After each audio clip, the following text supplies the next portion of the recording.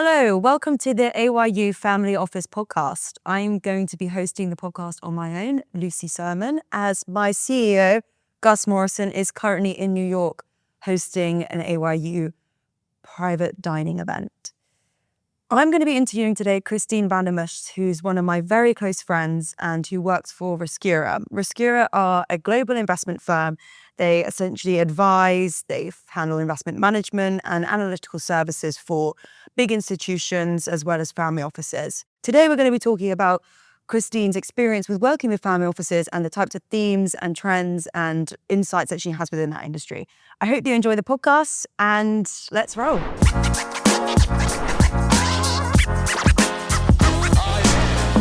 Today, we are joined by my wonderful friend, Christine from RisCura. Thank you so much for joining us today. It's such a privilege to have you on the podcast and hearing a lot about your insights. It'd be good for you to kind of give an introduction, give your full name, what you do, where you work, and start from there. Thanks, Lucy, and thank you for the opportunity. I'm Christine van der Mescht. I work for RisCura, and we're a consulting firm, 25 years track record. Started in South Africa and have increasingly built our business in the UK, the US, and the Far East. The main focus of our business is investment consulting. We look after pension funds and institutions, mainly in sub-Saharan Africa. We also have several other types of clients, family offices, endowments, and charities. And over and above the consulting services, we also offer other services, namely discretionary fund management, valuations, and reporting and analytics for funds. Wow, you guys do a lot. And how big is RisCura in terms of AUM? And so on the assets under administration side, we have around $165 billion. And on the discretionary fund management side, we have about $3.2 billion. Oof, yes, decent amount. Before we go more into RisCura and what you do currently, it'd be good to get an understanding of your background and how you got into, this industry and what led you to your current role at RisCura. Okay. I studied marketing, and during my studies, I did a VAC job at my own family's family office. We obviously managed our own investment portfolio and also several other families' assets. And I think that's really where it all started. And that's been my life ever since. So tell me more about your family office before we jump into, So the investment decision-making process has completely changed. My father is getting older, and that whole investment process is being outsourced at the moment. Okay, that makes sense.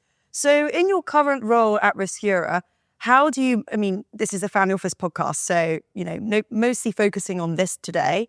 How do you relate to / work with these family offices? Our focus and connection with family offices really is on the investment side. That's really the only aspect of the business that we get involved in. We hope to bring a more robust process to the family office sector, but with leveraging off our investment capabilities and experience in the investment consulting roles that we play for the institutional clients. So that's really the connection with family offices. And they give us mandates on various different topics, whether it is on purely asset allocation, whether it is more on a manager research process or unique investment deals. It really does vary quite dramatically. Okay, interesting. So what sets your investment framework apart from, other advisory firms out there that work with family offices? I think we have 3 key USPs. And the first one really is the fact that we are and act like fiduciaries. We really have a very sort of owner approach to investment advice, regardless of the contract with the client. I think that our background and our expertise and track record with institutions and pension funds really does set us apart from other service providers. We get access to technology and investment processes that other players in the market potentially won't. I do also think that our relationship and the way that we manage our clients, specifically in family offices, is very different to other institutions of our competitors. I think family offices have very different needs to institutions and pension funds. And I think it's the skill and the trick is to recognize that and to have the sort of the mindfulness to identify and work with the preferences that the family office has in terms of, let's say, sector, geography, etc. Yes, yeah, no, completely understand. And I think touching more on the differences between, the pension funds and the family offices, on a high level, how would you say they differ? And then from a strategic allocation perspective, how does that work? I know that's a two-part question. Okay, the answer is quite varied, but I'll give you sort of the snapshot. I think pension funds have certain limitations in terms of the fact that they don't have much flexibility.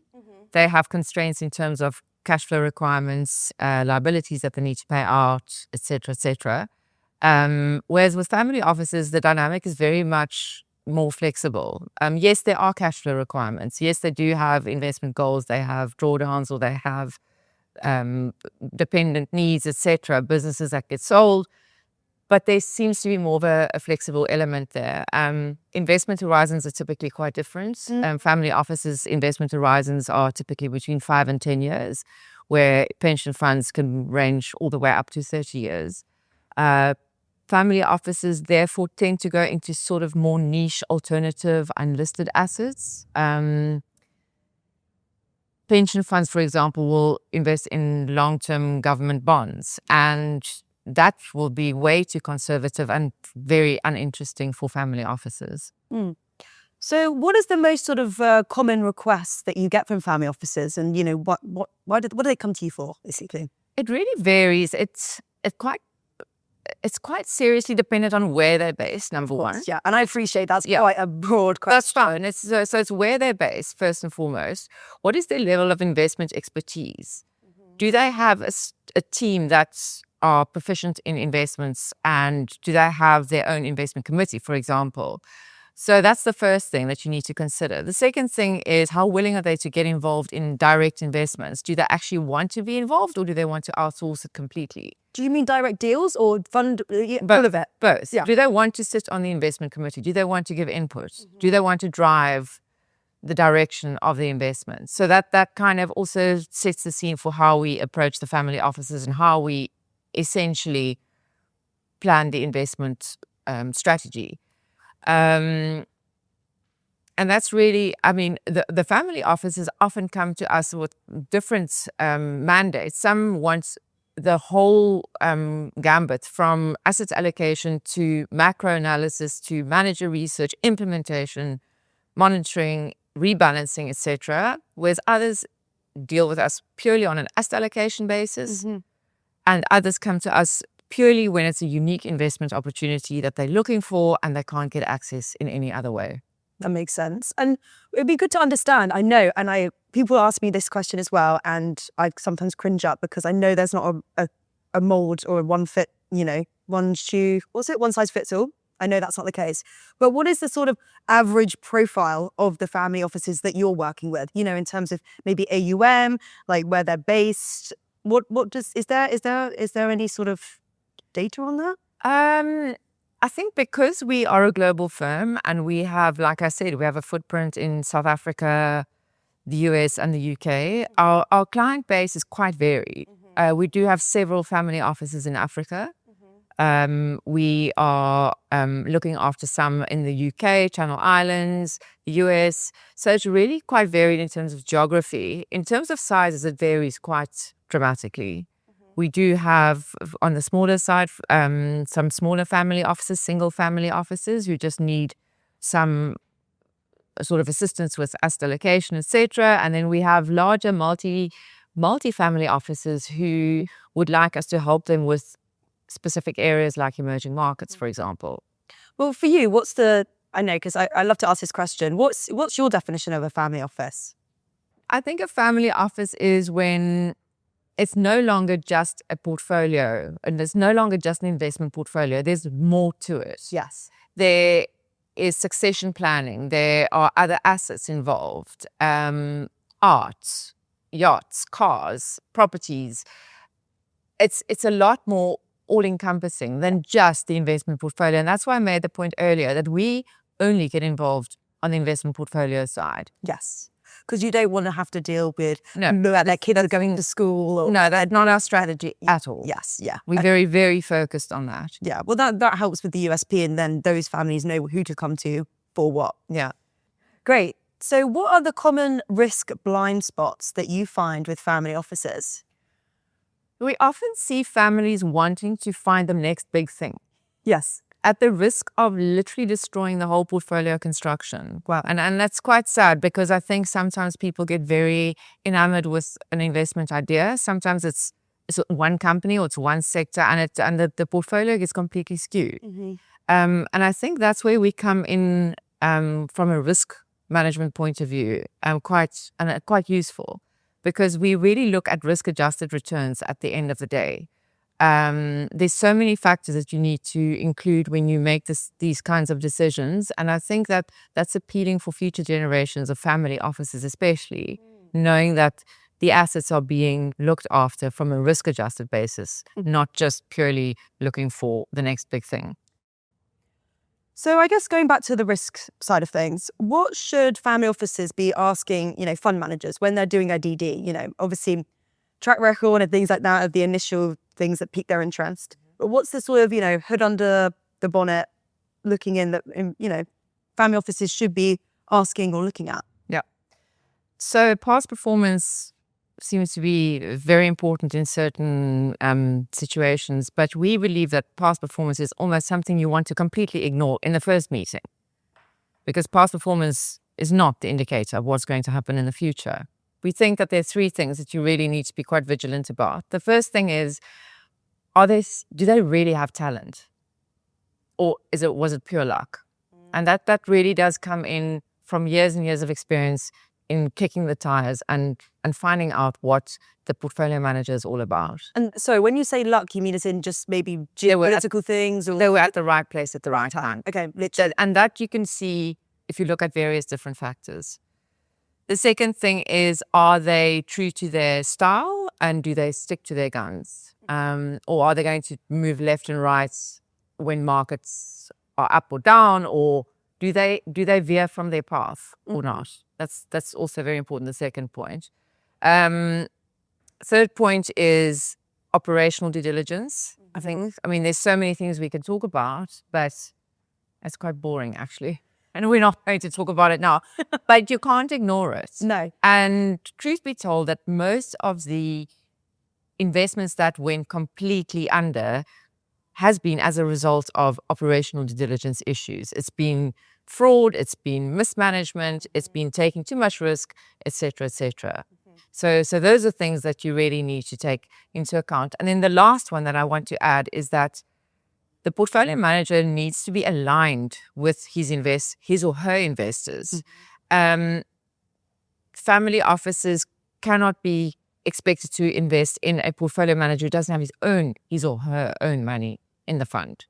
So I think that's really key. It's something that you need to really look at seriously. Do you have any of those sort of horror stories where, family offices that you're working with come to you and go, we thought this was a great opportunity? We have seen several of those. Really? Yes. Especially in the alternative space. You do. You see that a lot in the alternative space. Is there, I know I don't want to obviously pigeonhole any strategy, but is there a strategy or type of investment that typically lends itself to? No, I wouldn't say it's a certain type of strategy. I think it's the more opaque strategies it's hard to really get the numbers, to get the truth. Yeah. And people are led by, like I said earlier, they think they found the next big thing. They haven't seen proper valuations. That's why we're very vigilant about independent valuations on all alternative assets, because anyone can make up a number. Interesting. I mean, we're seeing right now in the, recently with in the US with Trump lowering the bar essentially for, VC funds to pop up here and there, and regulation kind of being limited. What's the sort of, I guess, finger on the pulse from the family offices that you're speaking to in the US right now? Not to get too political. No, well, you can. Not at all. But I think you have to have a macro view in that respect, and you've got to be realistic about what's going on in the world. And if you look at valuations, the valuations in emerging markets are way lower than developed markets. So our current message to investors and family offices is, look at the investment opportunities in emerging markets. The governments have reacted in such a way that it's paving the way for ideal conditions to make money in these markets. So that's really our take on what's going on in the geopolitical sense. Yeah, I mean, it's quite interesting. I think, historically there's always been markets, up and down and this predictable, but this is a time where I think it's almost very unprecedented, and it's not just a general market, bout. It's kind of political unrest. I mean, I think it's shown that we in the West, especially, the US, need to look outside of that. I think so. And I think that people have been blinded, investors have been blinded about chasing something that wasn't actually with merit. Yes. And again, if I can bring in the risk management, if you look at the risk management of an overall portfolio, if you heavily skew to the US where valuations are that high, at some stage it's going to come back and bite you. So it's diversification in making an informed decision from a risk management point of view. Yeah, completely. I mean, I guess we've already touched on this, but what themes and sectors from what you're seeing are piquing the interest of family offices right now? So, as I alluded to earlier, some family offices really want some assistance with macro views or asset allocation. In some respects, it's how do they split the pie? How do they diversify? And how do they diversify across asset classes and managers? That's always kind of the overall theme. In other instances, some of the family offices really are looking quite seriously at co-investment opportunities, direct deals. Some are very specific about geography or asset class, and others are quite open to ideas. But there's definitely an element of the need for something unique. Yes. And that's definitely a trend that we've seen increasingly happen in the last, I'd say, 12 to 18 months. How do you find sourcing these unique opportunities? So with our institutional background and dealing with multi-billion-dollar funds, we do get access to investment opportunities that smaller investors typically don't. And that's how we can share them with our clients. And that's often been one of the big appealing factors for family offices to work with us, is because of our quantum and the access that we get, we give them something that they ordinarily won't get access to. Yeah. And talking about access, you touched on co-investment. A lot of family offices, because obviously AYU, our family office community, a lot of the time they want access to interesting deal flow, but a lot of the time they want to meet other family offices to explore this idea of co-investment, best practices, you name it. How do you manage that, or how do you find that co-investment part? What do you do there? Do you connect these family offices together? Do people ask you to do that? I mean, broad question, I know, but yeah, they do, and it definitely is a trend, and it's happening as we speak. And a trend that you find is the trend is happening, and we can assist in that respect. So to answer your question, yes, we do that. We've got a very wide network, a global network, and we really take time to learn what our clients are about before we give investment advice. We have to understand the legacy, the focus of the portfolio historically. What are they interested in? Where do their passions lie? And once you get to know the clients, you know exactly who would be a good fit to put in an investment together. Who would speak the same language, who has the same investment principles and investment horizon, for example. So yes, we do connect them, and we do pull the funds to get access to some of these opportunities. And why do you think co-investment is such a trend right now? I think people want to bypass the middleman, first of all. I think there's a huge issue about fees, yes, which is not surprising. But I do think that they want to be the first in the next big thing. So, and that's their personal preference. And I think that if you can make yourself agile enough to accommodate that and to address that and to help them to navigate their investment portfolios accordingly, then you've got a winning strategy. True. And with the family offices that are looking to co-invest, do they do that because they want to reduce the risk of maybe putting in a large, say, anchor investment, and instead they can split it with other family offices? Or is it more that they want to rely on maybe the expertise of another family and they trust them, so happy to put their money in? What's the sort of profile of situations you're finding? There are a few answers to that question. The first one is sometimes it's a minimum ticket size issue. It really is sometimes they don't want to invest a certain amount and they'd rather dilute and pool with other families to get access to an investment opportunity. In other instances, you're right, they do want some sort of guidance and an overlay or like almost like an underwriting of the investment. So they'd rather partner with someone like RisCura and do it through us. In other respects, I think that the actual investment opportunities, often the companies won't just take anyone's money. It's a real issue. Yeah. They will only deal with an institutional type of client. So they don't want separate family offices as clients. They want to deal with a pooled investment strategy. They're not interested in dealing with X, Y, and Z. They want it clean and tidy. Yeah, someone who could put in 100 million rather than 10 million. Yes. And that it does make sense. But yeah, we are definitely seeing that. We're seeing that co-investment is a lot of families that we're speaking to. It is exactly how you said it. It's a trend right now. So I guess when you're putting opportunities in front of these family offices, what is your process there? How does that work? Are you going, okay, look, this is a fund that you should be interested in. You're setting the deck and you make the introduction. How do you go about doing that? Are you just, their investment thesis and you're just allocating on behalf of them? What's your process there? It depends on the mandate. Okay. Like I said, sometimes they ask us to do everything from beginning to end. In that respect, if we're dealing with them on a discretionary fund management basis, yes, we allocate ourselves. In some instances, they want us to help them and assist with their portfolio management services in general. And in that instance, we would typically tell them about investment opportunities, and they would either give us their sort of input on whether they're interested or not. In other instances, we would take an opportunity to a family office and they would just decide yes or no. It's not a long conversation. It's just whether they can get access or not. Yeah, that makes sense. And in terms of, you spoke about, obviously you do a lot with institutions, pension funds, family offices, and correct me if I'm wrong, is more of a sort of newer, I guess, audience that you've been probably focusing on in the last, I don't know how many years, but it's not your bread and butter, right? Historically, it wasn't. Yeah. It's increasingly growing. It's really become one of our biggest focuses. We've had family offices all along, but you're right. The bulk of the business historically has always been on investment consulting, and it still is. So that's, I guess, my question is it just because there's more family offices popping up? What are you seeing in terms of the industry and the size? Is it that you're finding through referrals and things like that, you're getting more traction? Or do you think, looking at the data, it's showing more family offices are popping up.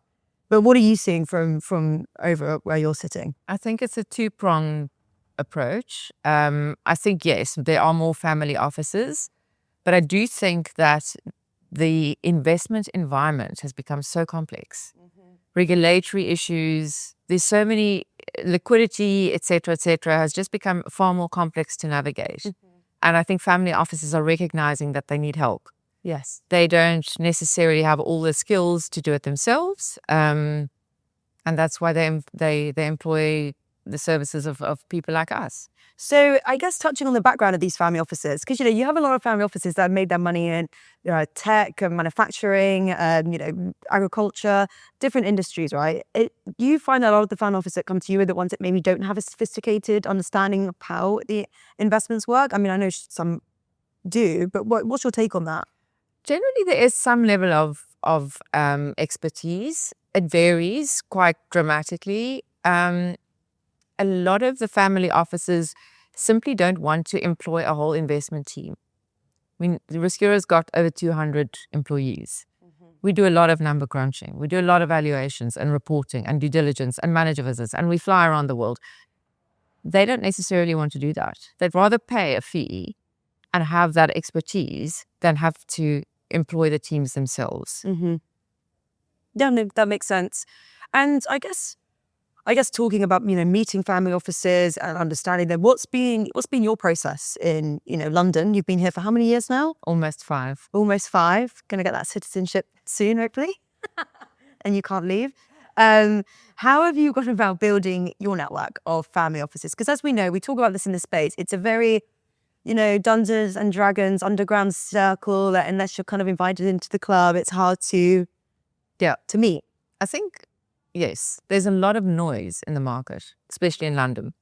Yes. And it takes a while to really filter through that noise. And it really does depend on who you partner with and who you form relationships with in the market. You want the real deal. And that's why we love AYU, because they filter out the noise. There is no nonsense. It's through institutions like yourselves and meeting like-minded other family offices and people in the industry that you really build your network. And this is nothing that you can actually build on a screen from a database. No. This is an in-person process where they need to buy into you as a company, an individual, and build the trust. So I guess for someone who's, looking to meet people in the family office world, what would be your sort of like, top 3 tips maybe? Christine's Join AYU. Yeah. You heard it from this lady first. I'd say networking. It's By networking, you mean go to events? Go to events. Yeah. Get to know people. And what I think what a lot of people stumble or struggle with is that they're trying to sell something from the outset. And that's so off-putting. Yes. And you have to actually understand if there is some connection, if there is an opportunity, and if there is, it will happen.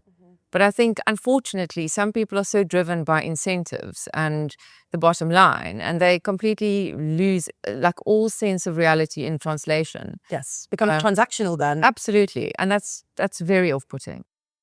Yeah, obviously growing your network and being part of networks and communities is super important. And, getting out there and building a personal brand, I think people miss the trick there completely. So what, I guess, is your goals? And, what's your goals for the rest of this year? What's on the horizon? What does it look like for you? From a RisCura point of view, like I said earlier, for us, the risk management at this stage is key. The world is upside down.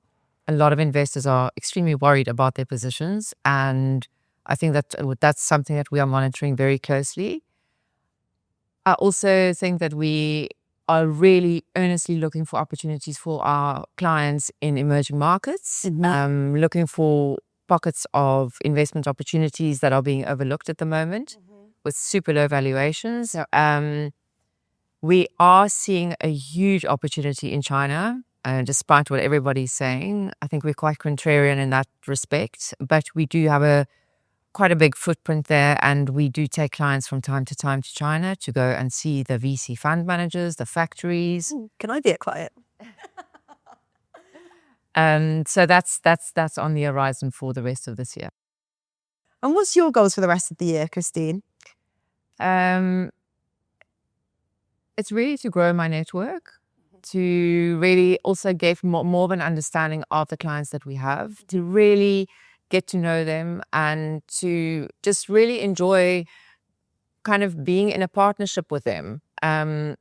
We unfortunately often run out of time to really delve into the more sort of deeper conversations. And I think that if you take time to get to know your clients, it really makes a very big difference in the way that you operate as a service provider. No, I completely understand. Well, look, thank you so much for joining us on the AU Family Office podcast. I hope this is not the last time, and I look forward to catching up with you soon. Thank you very much for having me. Thank you. Well, I hope you enjoyed listening to the podcast as much as I enjoyed interviewing Christine. I look forward to hopefully connecting with you guys soon.